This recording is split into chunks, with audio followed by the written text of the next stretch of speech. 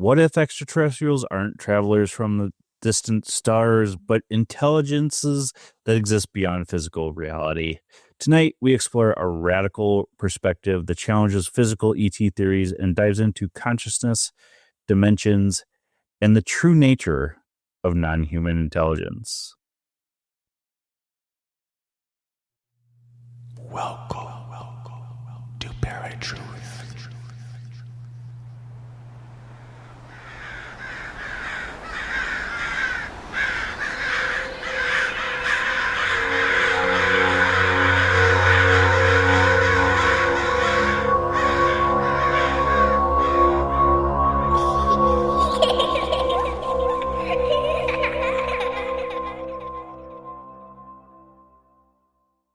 What's going on, ParaTruthers? Welcome to another episode of ParaTruth Reborn. My name is Justin, and today I am talking to Vincent Genna. Vincent is a global recognized psychic therapist, medium, and spiritual teacher with over 4 decades of experience blending intuitive insight with formal training in psychology and social work. Former hospice clinical social worker, he has helped hundreds of individuals and families navigate profound life transitions. Known as a visionary of our times, Vincent empowers people worldwide to heal deeply, expand consciousness, and better understand the unseen forces shaping our reality. Vincent, welcome to ParaTruth Reborn. Well, thank you, Justin, for having me. I'm always excited to share any of this information about, and especially the truth about parapsychology and metaphysics and all those wonderful realities, right? Yeah, absolutely. I mean, and myself as well. Otherwise, I wouldn't be doing this show. So, Yeah, and I'm so glad you are. Otherwise, people like me would never be able to get out into the world our message, right? So thank you for that. yeah, that's fair enough. So, what first led you to exploring this as extraterrestrials being more than just physical beings? Oh, that's an interesting story because the only interest that I had in UAPs and extraterrestrials and anything along this line was from books that I had read. Communion was one of my first ones, and then I loved the movies that were out there. Right, Close Encounters or Cocoon. That was one of my favorites. Right, that was my greatest and deepest interest at that time. But what happened, and in your introduction, you used the word consciousness and the conscious realm. Well, from doing this work as a psychic therapist and a medium, obviously I'm tapping into a higher consciousness and my own as well as other realities. And what happens is as you open up that door, it's like a floodgate, Justin. And when you do the proper healing, internal healing work, that floodgate just opens up wider and wider and wider. I actually call it a channel. And when that channel opens, you are connected to all those higher realms. And then you never know what's going to come in once that happens. Now, when I say that, understand this. Because of the internal and spiritual work that I've done, I am well protected. So I'm not worried about opening up to any of these negative so-called forces that everybody thinks are out there. There's not. In any case, I'm very free in opening up my channels. And so what happened is in doing the mediumship work and the psychic work that I was doing, and even animal communication, that's as far as I had gotten at that time, all of a sudden, I started receiving communication telepathically from a group called the Interstellar Council, the Intergalactic Council. And so that right away piqued my interest now in this extraterrestrial realm and to that new consciousness of a new dimension and all new insight. And so that's when I started going more in that direction, and the information just kept coming in, flooding in more and more and more. So they got in touch with me. I didn't get in touch with them. And that happened just after I was doing a reading with somebody. I was kind of like closing up and getting myself done. And all of a sudden, I hear this voice that says to me, "We'd like to speak with you."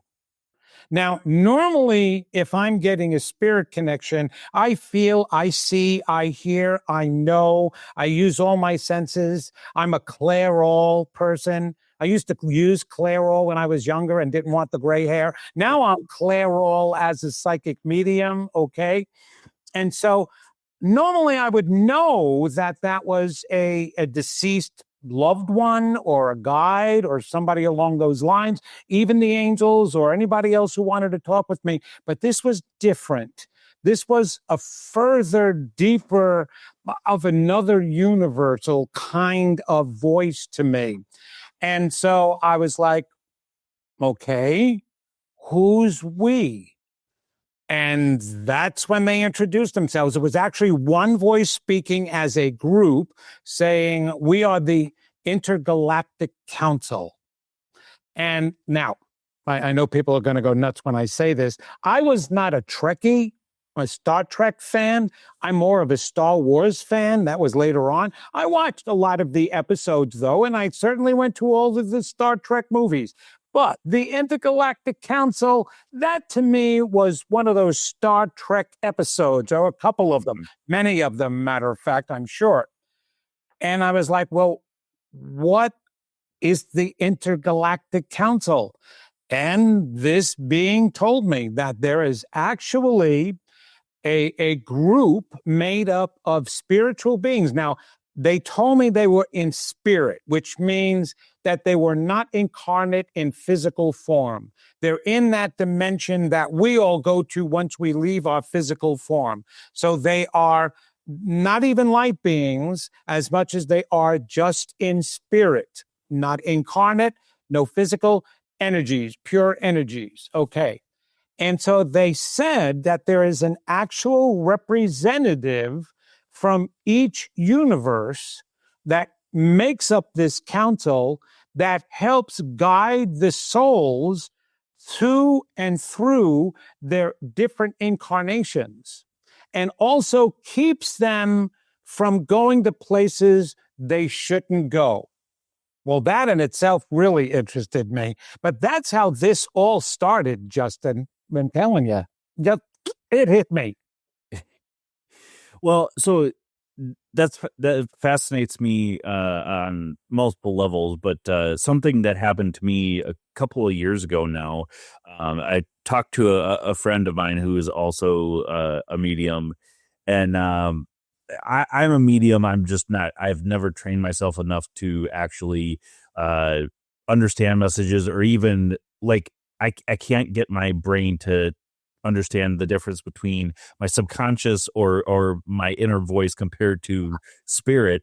But I had these two marks on the webbing of my hand, one on each side, like somebody had ran a needle through the webbing in my hand. And after that had happened, it was while I was sleeping. I woke up, felt like there was somebody in the room, looked around, kind of what you expect during like a haunting or something like that. But this was not like I feel like I'm in danger. It was more so like, okay, there's somebody here, but it doesn't seem like there's anything going on. So I go back to sleep. When I wake up, those marks are on my hand. And I have no pain in my knees like I usually do. I have no pain in my back like I usually do. And so that goes on for a while where I've got no pain, and then no anxiety.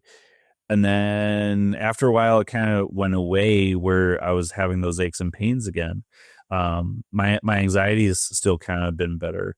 But a friend of mine said, hey, look, that was actually beings that are, everybody's saying ETs, but the ETs that people think there are, it's actually BS. There's actually these beings that are like what you're mentioning, light beings, And they'll come back again, and they'll mark you again, and this time, it'll be permanent. And you'll be able to talk to them telepathically. And so I've been waiting. I'm like, okay, when is this gonna I know, when is it going to happen? That is amazing. First of all, I don't know if you know anything about trigger points, or even whether it be Chinese or different cultural aspects to these points. But between these areas here, it's one of the ways of getting rid of a headache. Okay. If you put pressure on them, well, what they did is they did it stronger to you real quick. Well, here's the thing. There are 3 levels of beings, shall we say, and that's for all of us, including humans, except humans aren't advanced enough to get beyond this being right here, okay, the physical being. But when it comes to extraterrestrials, they're the physical ones, just like us, that incarnate on their planet in their universe in a different dimension, all right? Not here in this universe of ours. This universe here that we see through any telescope at all, the furthest that we can see, is only one universe, ours. And we're the only beings in this universe. It takes an entire universe to keep this planet the way it's supposed to be going in order for us to continue incarnating on it. It was set up that way purposely. And so each universe has its own individual planet, and there's not as many as everybody thinks. Okay. So there's the physical beings who will have their times of living. They also die. The physical body dies. They're now in spirit, which, by the way, is in the same location as we go.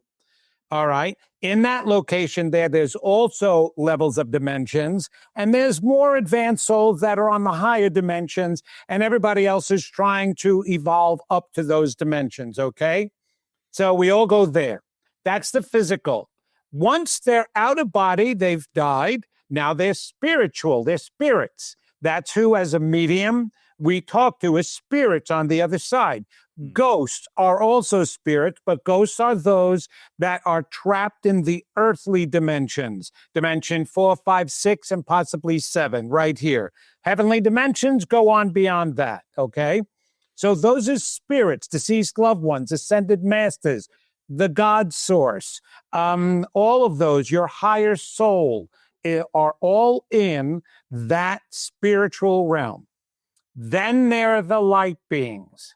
Well, we're all supposed to or capable of transfiguring into a light being. A light being is an advanced individual that's capable of taking this whole body and transfiguring it to the light source that we really are. We're still physical, but now we're a light source.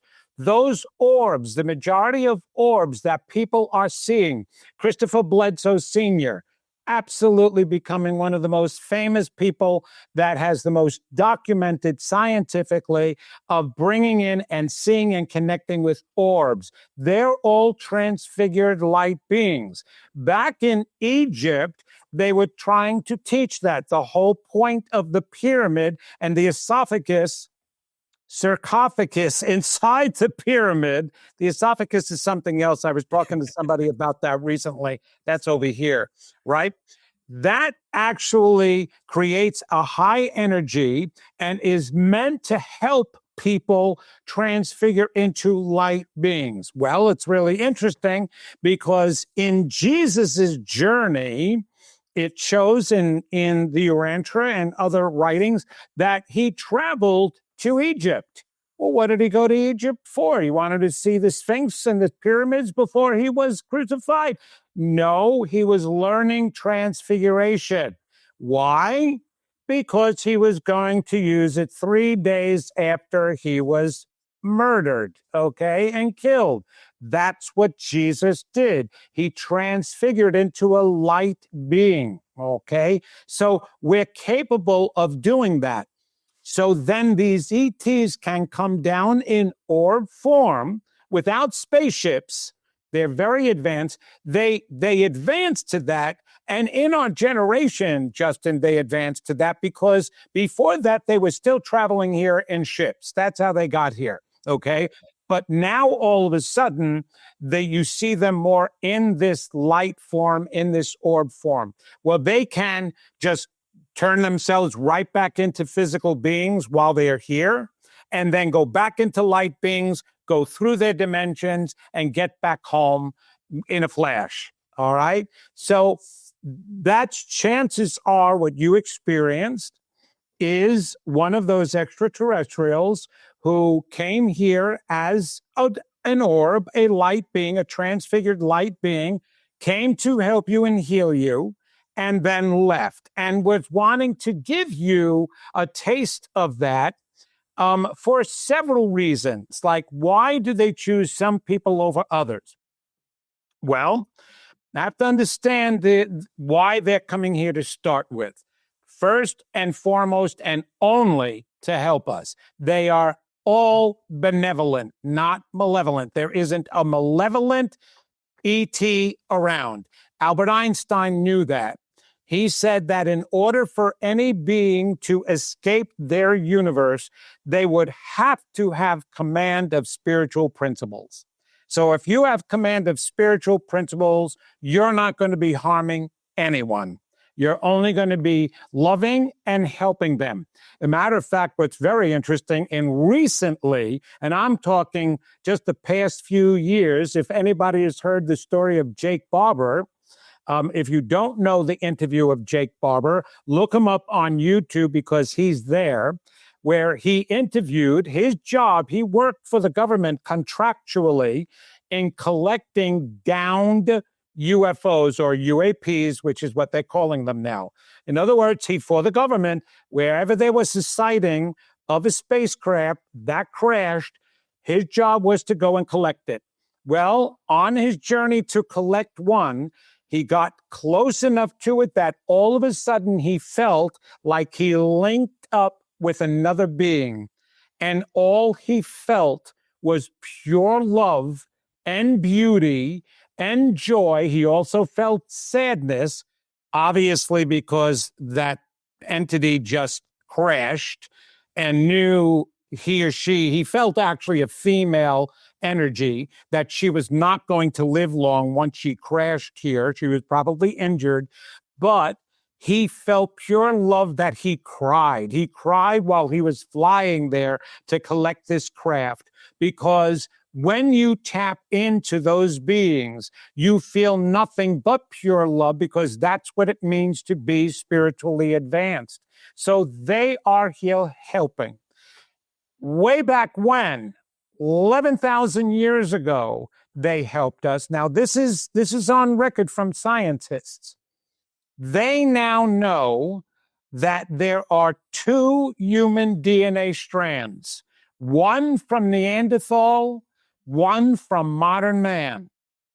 And they also know that the Neanderthal DNA strand, 3/4 of the way down, was spliced. Actually, 1/4 of the way, 3/4 is the new splicing.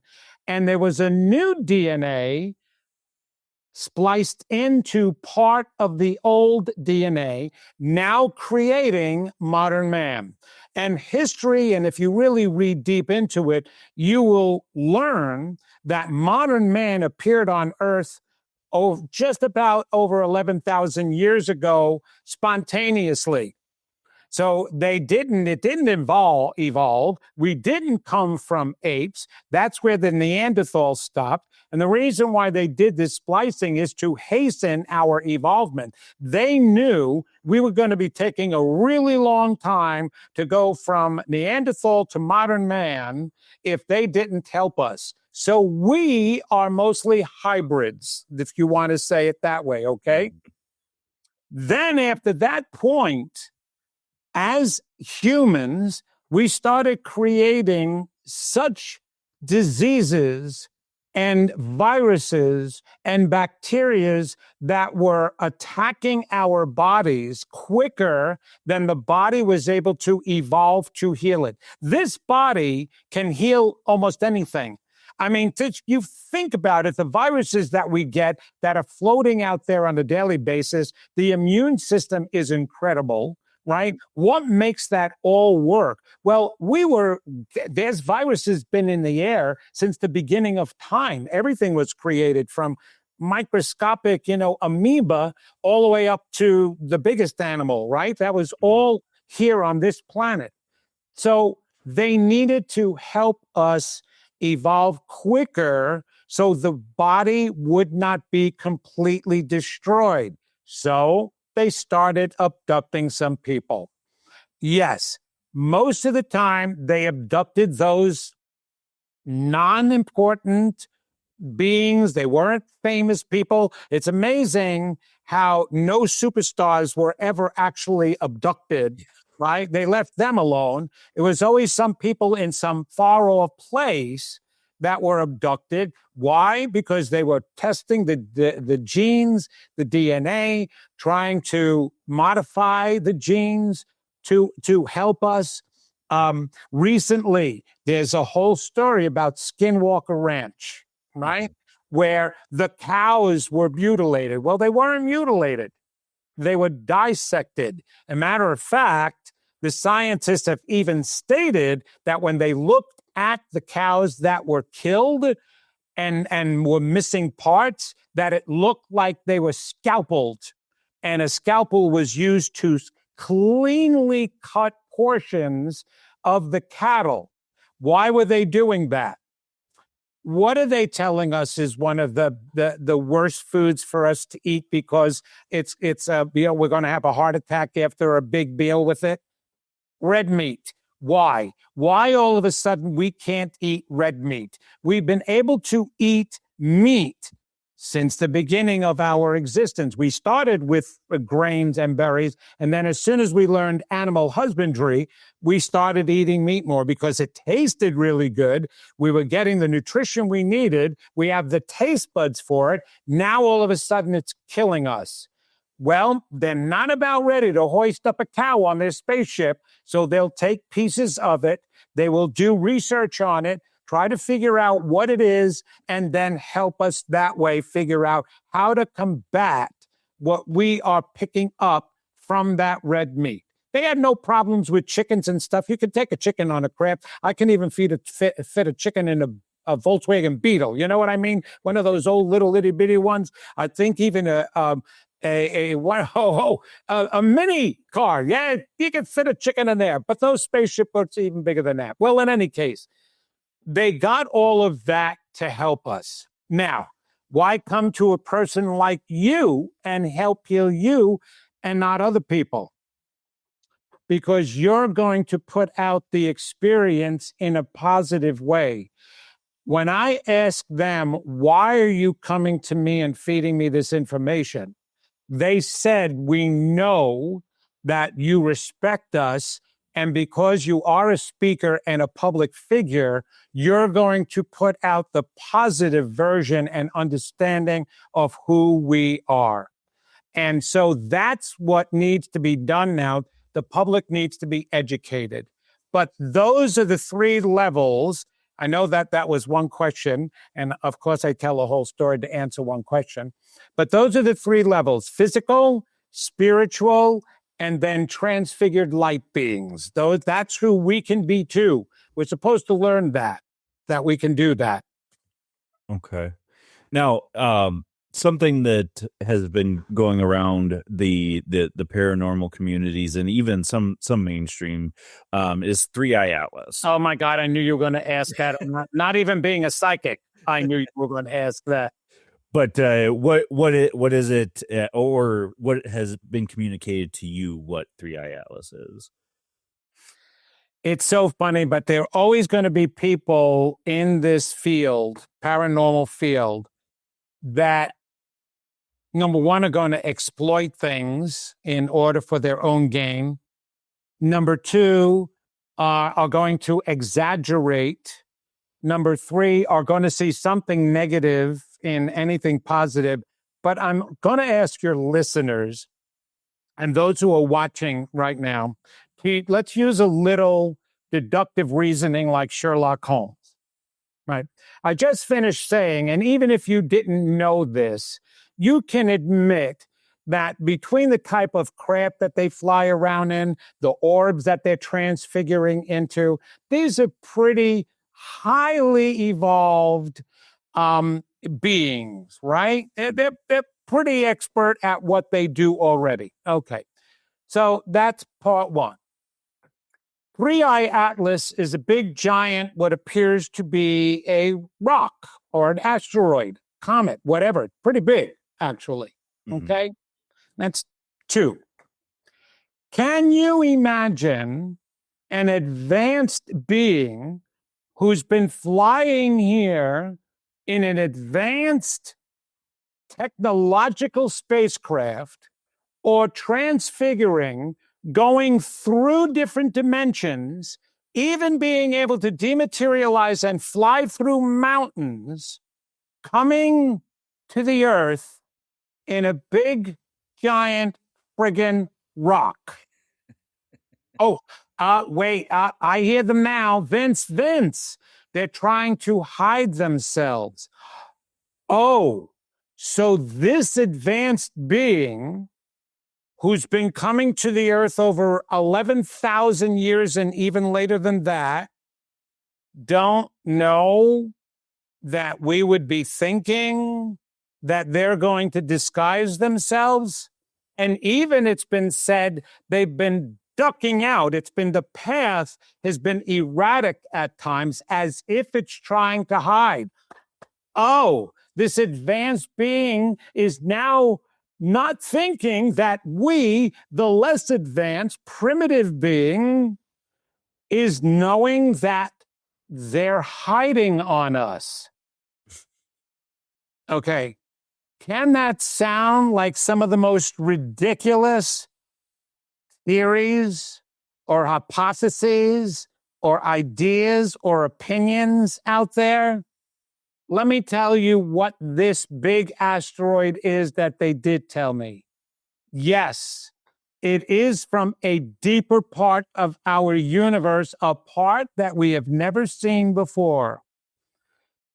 When we were all created, and then the universes were created, we were told that since we were created in the image of this omnipotent force, this powerful force, we were created in its likeness, that we would have dominion over everything physical,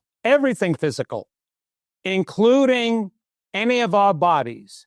So anything physical also includes the planets and the whole darn universe.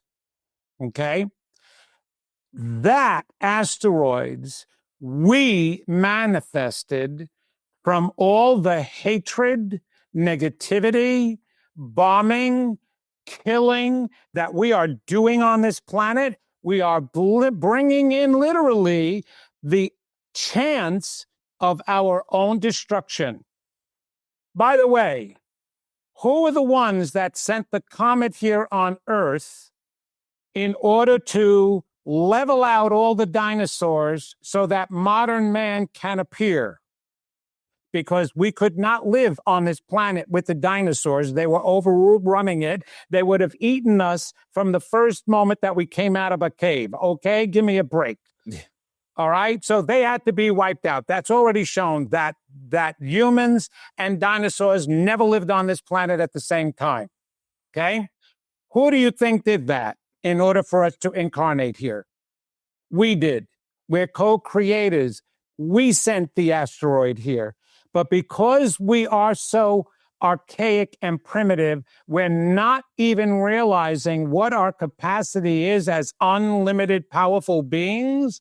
And we are now drawing and creating our own possible destruction. Because quite honestly, if Three-Eye Atlas hits any of the planets, the repercussion to this Earth would throw us right out of our evolution and away from the sun, and wherever we're done for. But nobody is thinking that except NASA's watching it. Some scientists are watching it to see how close it's going to come, where it's going to come. So yes, are they picking up different type of energy from this asteroid that's different than some of the closer stars and planets that are broken up and that is flying here and comets? Yes, of course, because it is a deep space one. But you know what?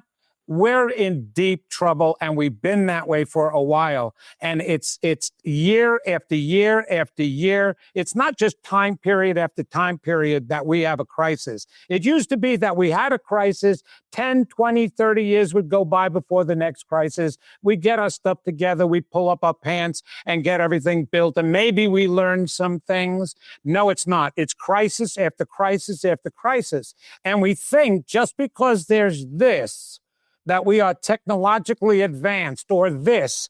Now, like Dick Tracy, we can talk to our watches, right? We think we're technologically advanced, but we're in trouble because we're using that as a barometer to our individual advancement. And we are not advanced. And that's what they tell me all the time, is that the reason why we did not advance as fast as them, simple, and you talked again, the consciousness of life, okay? When they incarnated in their universes, they focused on their spiritual growth because that's where they knew their true power laid, all right? When we incarnated here, we focused on our physical growth. That's why we got into materialism and money and power. And because of that, we became less and less advanced, and they became more and more advanced.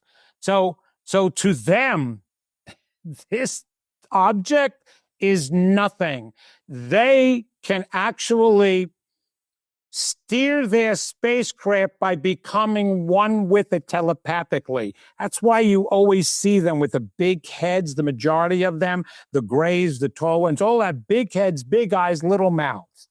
They've evolved enough to know how to use this gift that we created in order to live in this physical world. They are great receivers of a higher consciousness. And right now, I'm teaching more about that, not just tapping in to teach you how to become a psychic or to teach you how to become a medium, but I want to open you up to all the consciousness levels, including them and what they're feeding into our world now in order to help and save us. I forgot what your question was. I hope that answered it. No, it was, yeah, just what Three-Eye Atlas is. There we go. Three-Eye Atlas. Yeah. So, well, here's a good question for that then. We're all, I should say not all, a good majority of people are practicing different religions. And I know that's different than spirituality or spiritualism.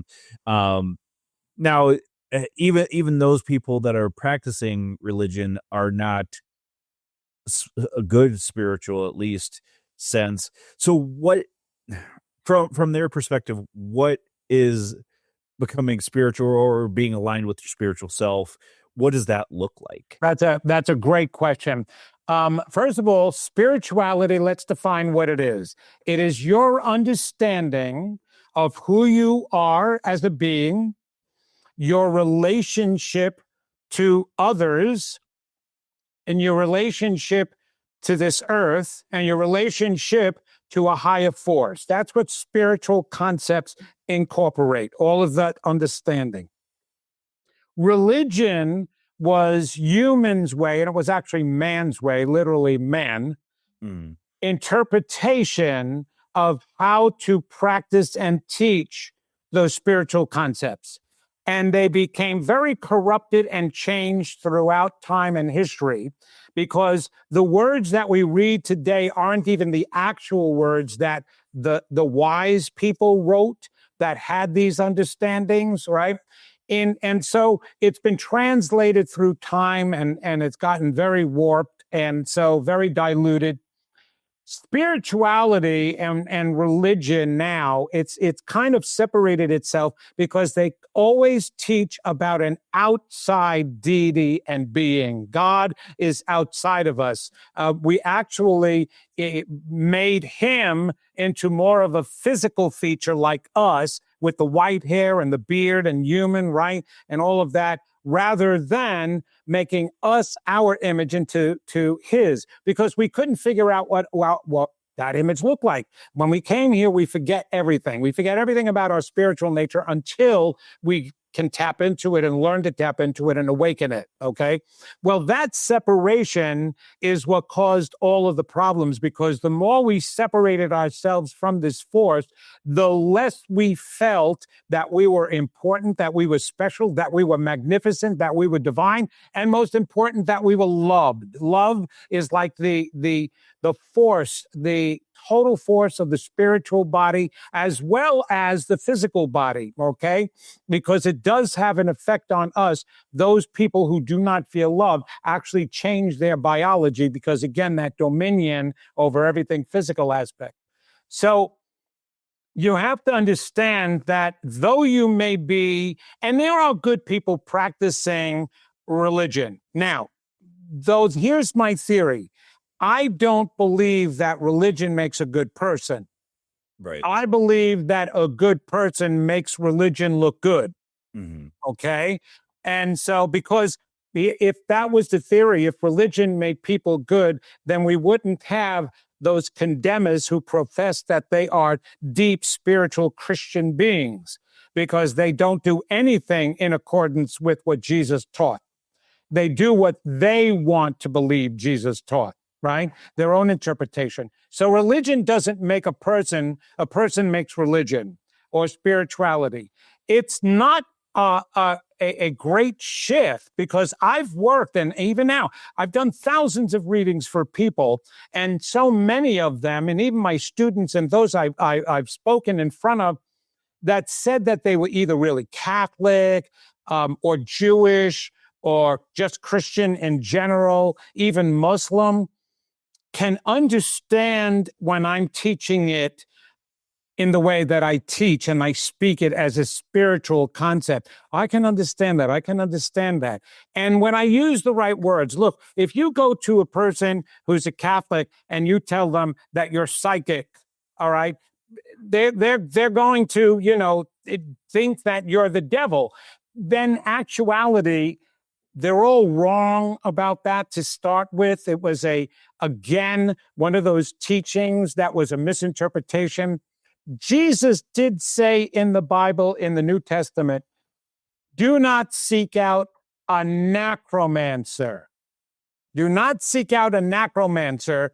They are in line with the devil. Now, there was no devil, so he was talking about that they're not good people. Okay, what's a necromancer? If you look up the word necromancer, it doesn't say psychic. It says wizard and witch, okay? Because back in those days, people went to other people to place curses on people. When they wanted to be the king or they wanted the lover, they would go seek out a witch, right? Who was able to conjure up things and put a curse and give you a potion or anything like that. Why would Jesus say don't seek out a psychic when he was Jewish and he believed in the prophets and spoke of the prophets, Elijah and all the other prophets? They were able to foresee and speak with God and hear God's guidance to them, which is what guided the kings back in Israel during that time. So the prophets were very famous beings, and he did not put down any of those prophets because he himself was Jewish, right? And so there was nothing against prophets then, but definitely against warlocks and wizards. So their misinterpretation of that is what keeps them from opening up their intuition. But if you refer to it as intuition, now all of a sudden they're thinking that this is a scientific human part of a being. Yes, your intuition. And you can learn how to just trust your intuition more and get gut feelings. So when you speak to them on a different level and you keep the woo-woo out of it,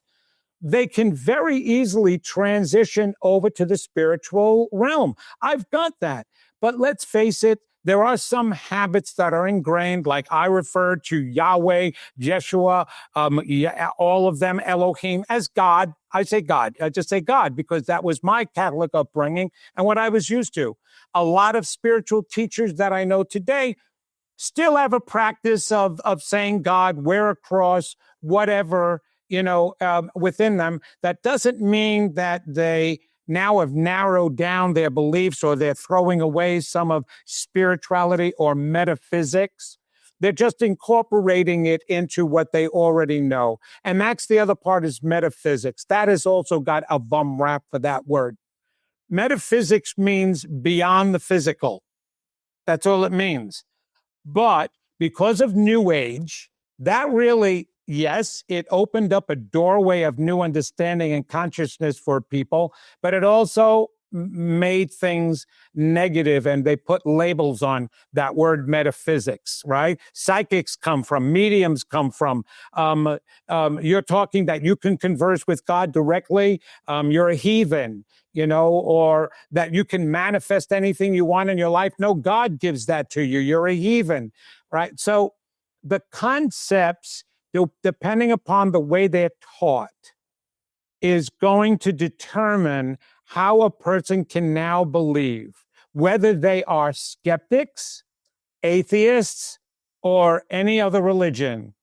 They can very easily open up to the concept of compassion, love, kindness, caring. Those are God traits and spiritual traits. How can those not be already in every religion? Non-judgmentalness, acceptance. All right. So as soon as we say those words, we know that that is a higher understanding. And that's actually what our extraterrestrial brothers and sisters are telling us we have to get back to in order to save this planet. Love and kindness. And it's the only thing that will turn it around, but it has to start with each individual. Do they foresee this happening maybe in our lifetimes?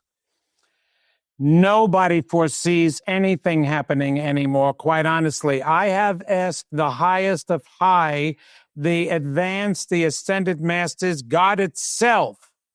And all I get from all of them, if they had shoulders, is we're co-creators. It's in our hands. They have no idea what's going to transpire right now.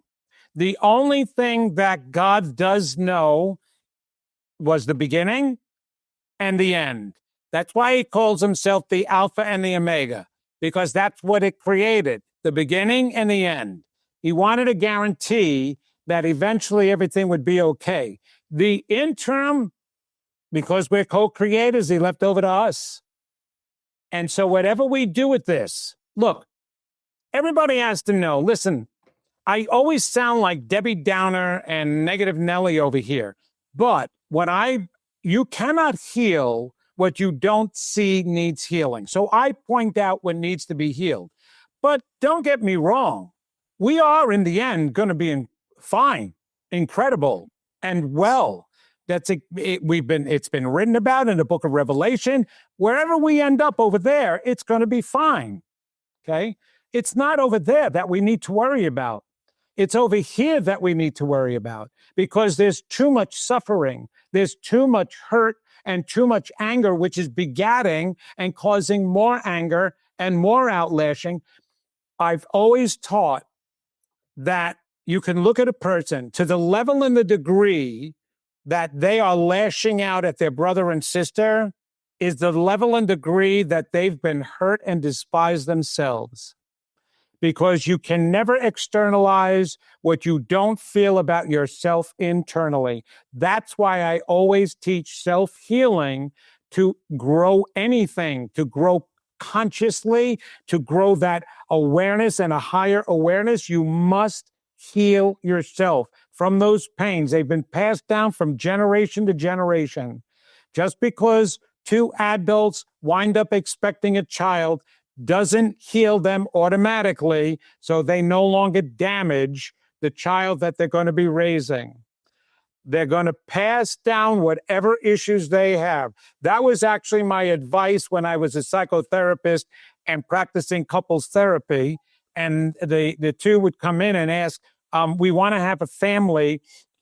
What advice do you give us to be good parents? And I would tell them, take care of your own crap. I promise you, it'll get passed down some way or another if you harbor it within you. But if you heal yourselves, you will connect to that higher understanding automatically. And from that point on, you will be teaching your children how magnificent that they really are and how to connect to their higher selves so that they could create the life of their dreams and help heal this world. It's always about the self. So when you look at those people, don't despise them and hate them. Yes, we have to try to stand in the positive and feed into the positive energy pool, right? You don't want to feed into the negative energy pool by hating them. And the only way to stop that hate is to have compassion. And if you look at them and have compassion towards the worst person, okay, Hitler was sexually molested by his father and his mother until he was 13 years old. Osama bin Laden was sibling 51. You don't think that they had a lot of pain and hurt? Hitler was never trying to conquer the world. He was trying to conquer himself. He only used the world as a means that he thought that if he did that, it was going to make things better on the inside.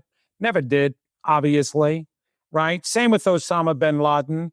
To the extent and the extreme that people lash out at their brother and sister is the extent and the extreme that they despise themselves. It's the story of Cain and Abel.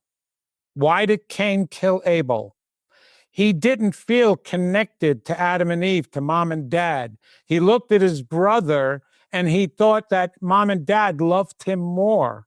So because of Cain's belief he was disconnected, he felt abandoned, he felt neglected, and that turned into resentment, which turned into anger and rage. And when he looked at his brother, who felt joyous and loved and lovable, he began to despise that because he was jealous of that. And so he killed Abel. Well, that story was written to tell us what we're capable of. When you're detached from that higher self, you feel abandoned, you feel alone, you feel nobody cares about you, you feel unlovable, and that turns into anger, which turns into rage. And so that's what you see in the world today. It has nothing to do with power. Power is translated into, well, I must be somebody of worth if I have power. But in order to be going after just power means you feel unworthy. That's what a narcissist is, by the way. A narcissist is not a person who thinks that he's great about that himself and has these grandiose beliefs about him or herself. A narcissist is one who absolutely despises themselves and think they're pieces of dirt. Their defensive mind, in order to help them function in life, creates a whole different story. That's what my book is about. The secret that's holding you back is that protective mechanism that suppresses the real beliefs people have about themselves. And that's why they're not manifesting what they want to manifest, Justin, is because they don't believe what they think they believe.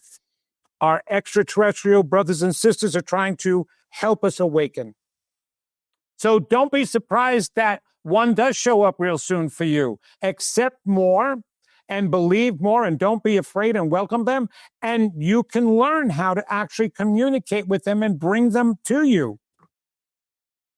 Well, I've been working really hard this past year even to just open myself up more and start reaching out, because even though I may not think I'm hearing them, I know that I am, not just being, my spirit guides, all of that stuff. Um, so what is like the one message that these beings would want our watchers and listeners to hear? It's one of the most trite sayings, messages that you will ever hear, but one of the most important ones.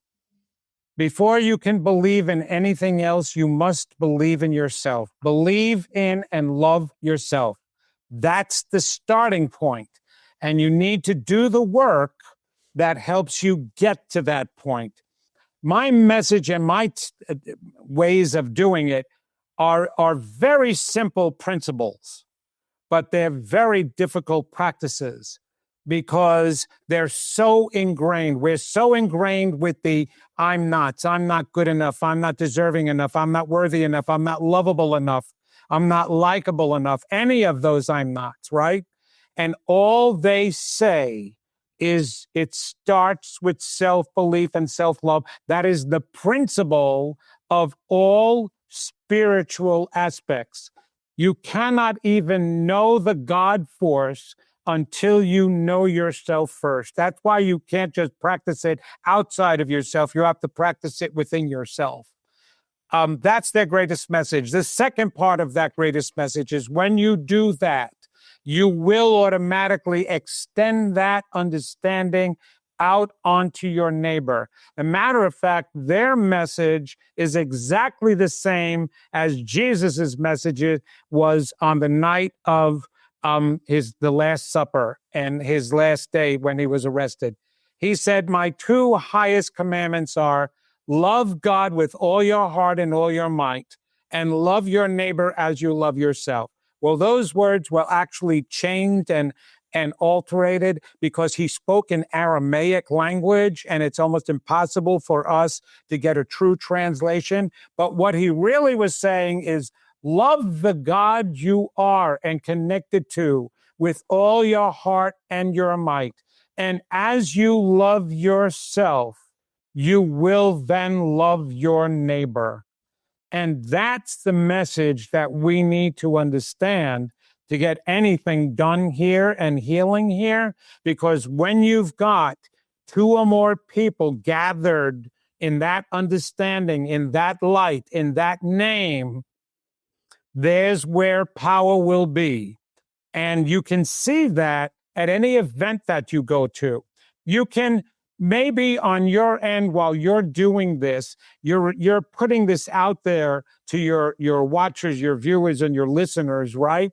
And hopefully you can even feel part of their energy in watching this program, and hopefully they can feel each other's. But man, when you gather at a live event and you've got an auditorium filled with these people and you're sharing these messages, they are automatically heightened and they're automatically wanting to share that with each other. Isn't it true that when you are by yourself and you happen to see a really good movie, what do? You can't wait to share it with somebody. Oh, man, you call up your friend, maybe a family member. You got to see this movie. It is incredible. And you know what? When you go to see it, let me know. I want to watch it again, but I want to come with you. Why do we do that?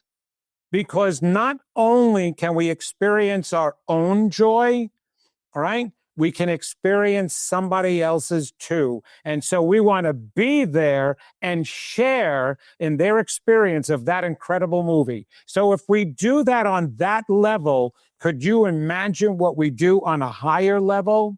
I've been at too many events, and I'm sure you have too, Justin, where I've seen that. People exchanging phone numbers, becoming great friends just from one weekend, a positive weekend from one of these positive summits and conferences. That is absolutely amazing. And that's what we need to keep going. It's actually what a protest does. When you get a gathering of people, thousands of them, even just hundreds of them, and they're all there for the same positive reason, not just to put something down, but to raise an awareness up, all of a sudden, everybody else is hyped about it too. That can happen in a negative way, but it absolutely happens in a positive way. And then the power and the energy is so healing, people walk away feeling better that they've been there than before they got there. So that's the message that they want to share with everybody is heal and love yourself, because we are magnificent, we are divine. And when we get to truly believe in that, Justin, we are going to feel that way about our brothers and sisters and share that with them and put out into the positive energy pool rather than that negative energy pool. That's what their message is. Awesome. All right, we are about that time to let you go, so I want to give you the chance to tell everybody where they can find you, find your work. The mic's all yours. All they have to do is come to vincentgenna.com. You can see it there. That's with a Genna. You can connect with me there, set up a reading with me privately. Also, you can connect to my podcast, The Genna Effect. I've got a lot of different informative podcasts on there and even interviews as well. Neil Donald Walsh is one of the last ones. He's just a very well-known person in our field today.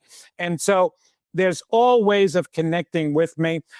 Even if you just sign up on my website, you'll know when I'm doing an event. I've got wonderful PSI games. Oh, man, over here in North Carolina, in Charlotte, North Carolina, at the end of July, the beginning of August. It's a 3-day event where there's contestants.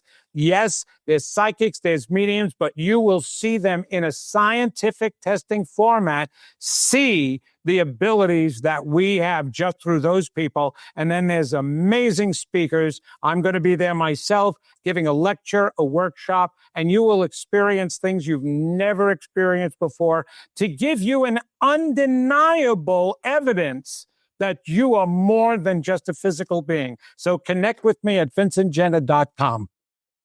All right, Vincent, thank you so much for being on ParaTruth Radio. Justin, thank you so much for having me here. And let me just share with you, great things are going to continue to come for you because we need you. You are the lighthouses of the world. Without you putting out the light into the world, there's going to be a lot of ships crashing into shore. So you allow us to get that light out there with you. So thank you so much for that. All right. You have a good night. You too. Bye-bye, everyone. All right, folks. There it is. The best way to get to that light being love, light, and peace. Make sure you're checking out all the great things going on here on ParaTruth Reborn. We got a lot of great stuff coming up for you. Until next week, folks, where you will find us same time, same channel. My name is Justin. Talk to you guys later.